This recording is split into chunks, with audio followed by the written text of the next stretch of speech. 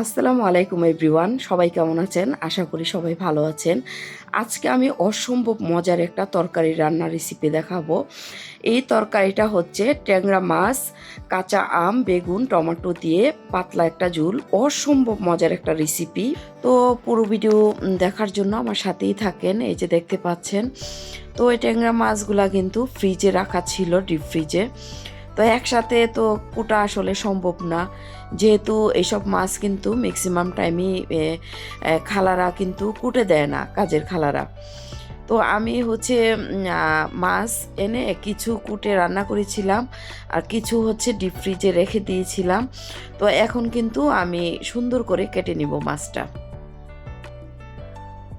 তো সবগুলা মাছই সুন্দরভাবে আমি কেটে নিব। এই যে কাটা হয়ে গেছে।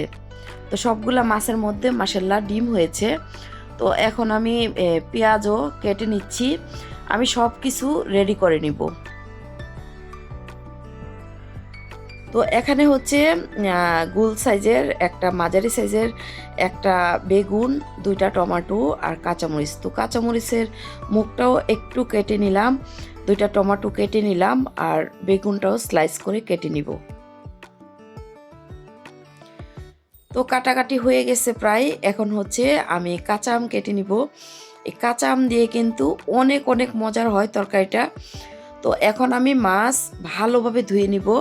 প্রথমে হচ্ছে বেগুন, এগুলা কিন্তু আমি ধুয়ে নিচ্ছি। তো মাছটা আমি কয়েকবার ধুয়ে নিছি, তারপরে আবার লবণ দিয়ে ভালোভাবে আমি কয়েকবার এভাবে ধুয়ে নিব। তো মাছ কিন্তু ভালোভাবে ধোয়া হইলেই তরকারি টেস্ট ভালো আসে।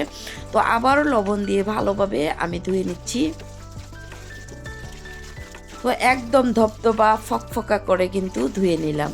তো দেখতেই পাচ্ছেন, আর আমি একটু মাছটা বেশি করেই ধুয়ে নেই। ধোয়া হয়ে গেছে। এখন একটু হলুদের গুঁড়া, একটু লবণ মাখিয়ে সুন্দরভাবে কিন্তু মাছটা আমি ভেজে নিব।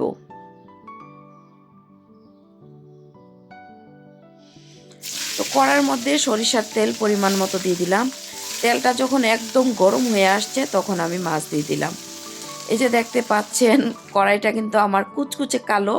কালো হওয়ার একটাই কারণ, এই কড়াইটাতে আমি অন্য কিছু করি না, শুধু ভাজাভাজি করি। আর ভাজতে ভাজতেই এই কড়াইটা কিন্তু কালো হয়ে গেছে। সেই জন্য মাছ, যে কোনো জিনিস ভাজতে অনেক অনেক ভালো লাগে, একদমই নিচ দিয়ে কিন্তু লেগে যায় না। তো মাছ ভাজা হয়ে গেছে। এই তেলের মধ্যেই আমি বেগুনটা একদম কড়া আছে আমি ভেজে নিচ্ছি। তো বেগুনটা খুব সুন্দর ভাজা হয়ে গেছে। এখন আমি অন্য একটা কড়াইয়ে রান্না করব। এই যে আমি অন্য একটা কড়াইয়ে এই তেলটা কিন্তু নিয়ে নিলাম, যেহেতু এটা মাছের তেল। আমি পরিমাণ মতো পেঁয়াজ কুচি দিয়ে দিলাম, 2টা এখানে মাঝারি সাইজের পেঁয়াজ। সামান্য আর একটু তেল দিয়ে দিলাম। এখন তেলটা দিয়ে ভালোভাবে আমি কিন্তু পেঁয়াজটা একটু হালকা ব্রাউন কালার হয়ে আসছে।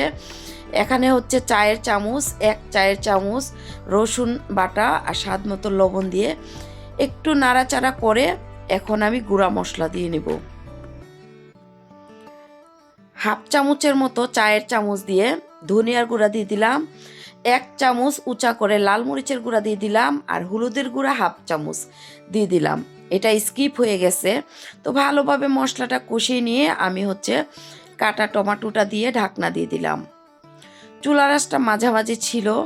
যে দেখতেই পাচ্ছেন, আমার টমেটো কষানোটা খুব সুন্দর হয়ে গেছে।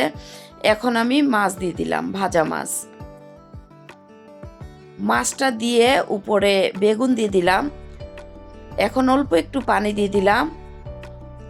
সুন্দরভাবে কিন্তু হালকা একটু নেড়ে এখন ঢাকনা দিয়ে দিব। আর বেশি একটা নাড়াচাড়া একদমই করব না। আর এখানে হচ্ছে ভাজা জিরার গুঁড়া হাফ চামচের মতো দিয়ে দিলাম, আর কাঁচা আম কেটে রেখেছিলাম, কাঁচা আমটাও দিয়ে দিলাম উপরে। এখন পরিমাণ মতো ঝোল দিয়ে দিব। যে যেরকম ঝোল পছন্দ করেন, যেহেতু টক রান্না হচ্ছে, দিয়ে দিবেন। আর এই টকটা খেতে ওয়াও, সেই মজা। তো আমি কিন্তু ঢাকনা দিয়ে দিলাম। আমি 5 মিনিট রান্না করে নিয়েছি। তো তরকারিটা কিন্তু হয়ে গেছে। এখন আমি কাঁচামরিচ মুখটা একটু কেটে রেখে দিয়েছিলাম, এখন দিয়ে দিলাম। আর কাঁচামরিচ 1-2 মিনিটের মতো রান্না হলেই কিন্তু নামিয়ে নিব। ধনিয়া পাতা দিয়ে দিলাম, ধনিয়া পাতা দিয়ে এখন চুলাটা অফ করে দিলাম। এই যে দেখতেই পাচ্ছেন খুবই মজার কিন্তু ঝটপট তরকারি রান্নাটা হয়ে গেল। ট্যাংরা মাছ, বেগুন, টমেটো আর কাঁচা আম দিয়ে সেই মজা। যারা যারা আপনারা এই রেসিপিটা রান্না করে খাবেন মানে তারাই বলতে পারবেন যে এতটা মজার। তো আমি কিন্তু গরম ভাতের সাথে নিয়ে নিলাম, আমার আর সহ্য হচ্ছে না। তো যাই হোক, এখন ভাত দিয়ে খেয়ে নিব। তো অবশ্যই আপনারা কিন্তু এই রেসিপিটা বানাবেন, বানিয়ে খাবেন। তো আমি কিন্তু খেয়ে নিচ্ছি, এখন খেয়ে দেখবো আলহামদুলিল্লাহ কীরকম। আর ট্যাংরা মাছটা কিন্তু মাশাআল্লাহ অনেক বড় সাইজের ছিল আর এত মজার, আমি আরেকদিন রান্না করে খেয়েছি। আর কাঁচা আম দিয়ে মাশাআল্লাহ বিসমিল্লাহ অসাধারণ একটা রান্না, যে একবার খাবেন বারবার খেতে মন চাইবে। আর আমার রান্না বান্না করতে অনেক অনেক ভালো লাগে, এরকম সুন্দর সুন্দর রেসিপি। তো সবাই ভালো থাকবেন, আমার জন্য দোয়া করবেন। আল্লাহ হাফেজ।